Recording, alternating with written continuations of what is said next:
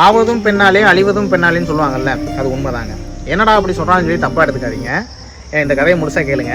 எனக்கு தெரிஞ்ச அம்மா ஒருத்தவங்க இருக்காங்க. அவங்களுக்கு ஒரு பையன் ஒரு பொண்ணு, 2 பேருக்குமே கல்யாணம் ஆயிடுச்சு. அவங்க பொண்ணு கல்யாணம் ஆனதும் தனி கொடுத்தனம் போயிட்டாங்க. அதுக்கு அவங்க அம்மா அவங்க பொண்ணை கூப்பிட்டு பாராட்டுறாங்க. பரவாயில்ல, கல்யாணம் ஆனதும் தனி கொடுத்தனம் போயிட்டேன், நீ கெட்டிக்காரிதான்னு சொல்லி பாராட்டுறாங்க. 2வது அவங்க பையனோட ஒய்ஃப், அதாவது அவங்க மருமக கல்யாணம் ஆனதும் தனி கொடுத்தனம் போகிறாங்க. அதுக்கு அவங்க மருமகளை கூப்பிட்டு திட்டுறாங்க, நீ கொடுமைக்காரின்னு. இதில் என்ன நியாயம் இருக்குது? அதாவது தான் மக தனி கொடுத்தனம் போனால் கெட்டிக்காரி, தான் மருமக தனி கொடுத்தனம் போனால் கொடுமைக்காரியா? உங்கள் மக பண்ணதை தானே உங்கள் மருமக பண்ணியிருக்காங்க. உங்கள் மக பண்ணது கெட்டிக்காரத்தனம்னா உங்கள் மருமக பண்ணதும் கெட்டிக்காரத்தனம் தானே. ஏன் கொடுமைக்காரியாக தெரியுது?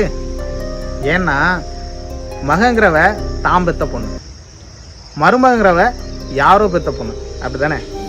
இதுக்கு தான் சொன்னேன், ஆவதும் பெண்ணாலே அழிவதும் பெண்ணாலேன்னு. அதாவது உங்களுக்கு வந்தால் ரத்தம், அவங்களுக்கு வந்தால் தக்காளி சட்னியா? நான் சொன்னது சரியா தப்பான்னு நீங்களே சொல்லுங்கள்.